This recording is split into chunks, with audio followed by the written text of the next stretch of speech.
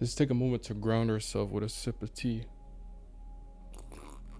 Exquisite. Yo, what is up, guys? Welcome back to a brand new video on the channel. In today's video, I'm going to be giving you guys 5 things that is going to help you on your locking journey. This is going to lead you to a successful lock journey with these things that I'm going to list in this video. All right, so the first thing we're going to talk about is protection, and the 2 things I'm going to recommend for you to pick up, which is going to be on my number 1 pick, is a bonnet or a do-rag. And I highly recommend you to pick up both of those items simply because of the fact that they both have their practicality in different scenarios. For example, a bonnet, it's very good if you have a lot of locks and you're just trying to protect your hair from lint, debris, things like that might be in your bed, or if you're dealing with something like just wanting to keep your hair out of your face while you're sleeping, then I feel like the bonnet is a great option.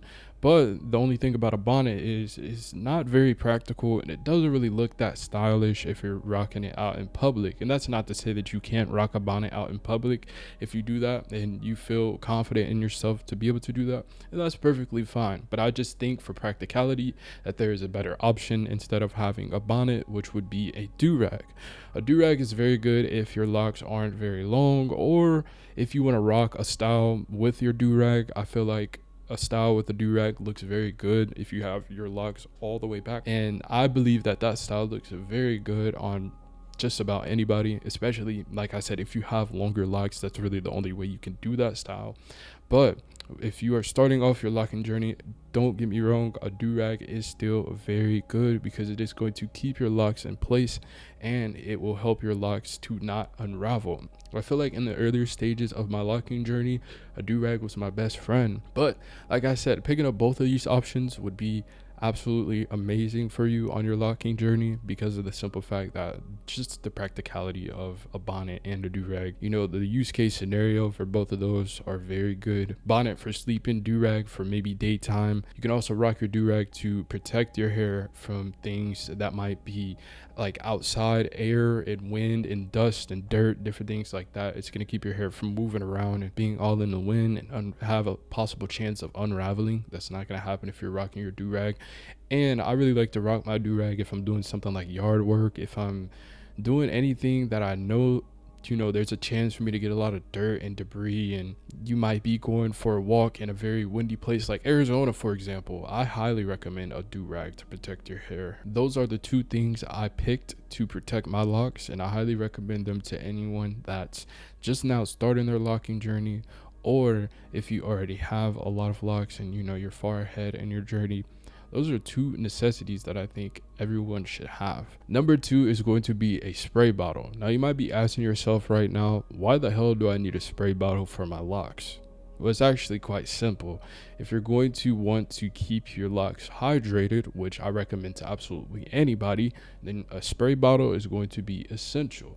Now, I'm actually going to pull out the spray bottle to show you guys which one I'm talking about, because there are different types of spray bottles. You're going to want to look for the one that has sort of like a pressurizer. I don't know, it's not electric or anything, but it has a system in it where it mist sprays. So what you're seeing right now is like a mist. I'm not talking about those like extremely like powerful spray bottles that are going to spray your hair and drench it in water.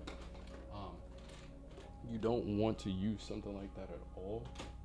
And the reason being is because, you know, that can lead to a possible chance of your hair mildewing and having mold in your locks. And that's like one of the worst things ever. We don't want that to happen at all. So you want to make sure it is a misting spray bottle. I'll leave links down below to absolutely everything I'll talk about in this video. So if you do want to check it out, I'll have those links provided down below. What I like to do is use a little bit of filtered water. I wouldn't really recommend tap water. I would highly recommend you to either buy a water filter, or if you already have one, that's amazing, that's great. Or what you can do is buy a bottle of water, filtered water, spring water. Spring water is probably the best choice. But yeah, you just want to put that water in your bottle, and then you can add a little bit of your oil of choice. My favorite oil of choice is jojoba oil. It's very good for hair growth and locking in that moisture. And you want to make sure that you're not missing your hair too much. I like to maybe do like 3 sprays from my misting spray bottle, maybe 4 max, because like I said, you don't want to drench your hair, but you do want to spray it enough to where, you know, it's a little like wet, but not too much, not too wet. Like it shouldn't be damp. Like you shouldn't feel water dripping down the side of your head or off your locks. You know what I mean? Your hair should be able to dry relatively quickly. Number 3 is going to be a very simple one, but maybe one that you're overlooking, and that is going to be a silk pillowcase. Now, this is for the people that you might not prefer wearing a bonnet or a do-rag to bed, even though I still recommend you to wear a bonnet or do-rag, especially just because of the simple fact that, like, you know, there's probably hair, there's just debris, and then dirt builds up on your pillowcases, and you know, silk pillowcases do help with that, and that's also another reason why I definitely recommend it. But you know, you just have a lot of other environmental factors that can play into, you know, the amount of debris and lint and different things like that that can build up in your hair. And I definitely recommend a bonnet or do-rag even more if you have pets, because you know you're gonna have your pet's hair all over the place. Even if you vacuum and do all these things to keep the pet hair down, there's still a chance that you're probably gonna have pet hair on your locks if you're not protecting your locks. But if you would like to, silk pillowcases are great if you don't want to wear a bonnet or do-rag, because of the simple fact that the silk is going to act like a bonnet. Besides, you don't have to wear it. It's going to be on your pillowcase. And I absolutely love mine. You guys can probably see back there my silk pillowcases that I have. I have 2 of them for 2 of my pillowcases. So anytime my do-rag slips off, or if I just forget to put on my do-rag or bonnet, because I do forget to put on my bonnet, which is typically what I wear to bed, I don't really have to worry about my hair, you know, being on my pillowcase. And like if you're using a cotton pillowcase, there's going to be some friction there as well. So I highly recommend you guys to pick up a real silk pillowcase, and silk specifically, because I recently realized that like the pillowcases that I had before were polyester, and if you didn't know, polyester is literally plastic, so we don't want to be sleeping on plastic. That's bad for you, and polyester is synthetic. So yeah, definitely make sure it's real silk. I learned my lesson recently after finding out that the pillowcases I had weren't actually silk, but they were listed on Amazon as silk. But due to further research, in the description I checked and it said, you guessed it, 100% polyester. Number 4 is going to be a dryer bonnet cap. Now you might be asking, what is that?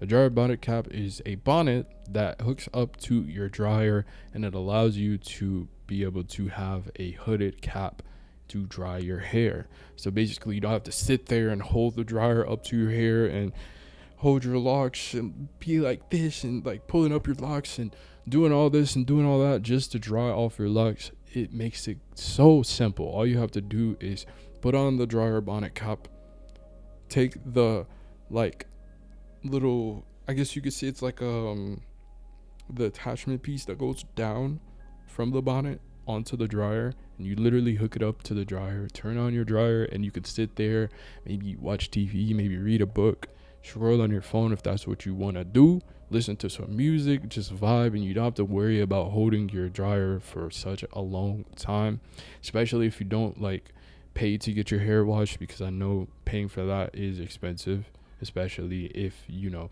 you want to wash your hair outside of getting a retwist. So you're going to be paying a electrician to wash your hair, so you can do it at home to save you some money, and you are going to be able to spend some time with yourself, to give yourself some self-care. Instead of paying somebody, you can do it yourself at home.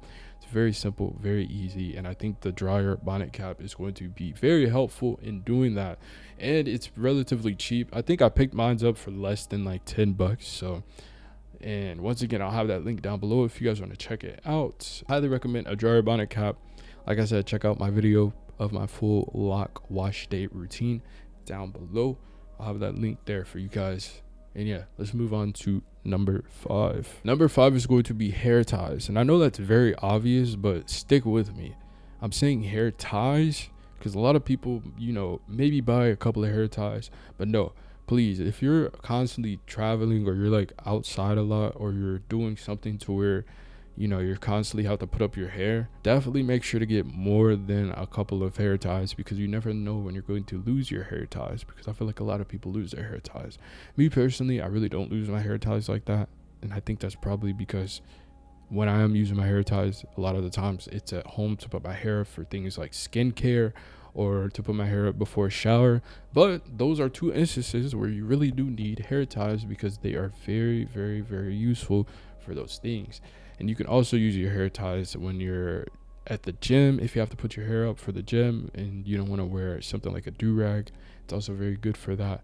And I think just having spare ones that you can dig into a bag and grab some is very helpful and useful if you lose a lot of hair ties or if you just lose things easily. I know some people lose things very easily. I'm not really one of those people. I typically never lose things like that, but yeah, I just wanted to put that on there because I feel like some people just don't think to get hair ties. But yeah, that is going to conclude the 5 items I recommended for you during your lock journey and to have a successful lock journey. Today is Sunday when I'm recording this video, but yeah, I'm gonna take a sip of this tea. I will see you next Sunday. I appreciate you all for watching. Thank you so much. If this video resonated, definitely hit that subscribe button. And yeah, that's it from me. I'll see you all next week's video. See you Sunday, actually. Peace out. So refreshing. Tea is fire. And that's a wrap, folks. Yay, it's a wrap. It's a wrap. I'm like the production crew, but it's just me. Yeah, we're done filming. On to the next video.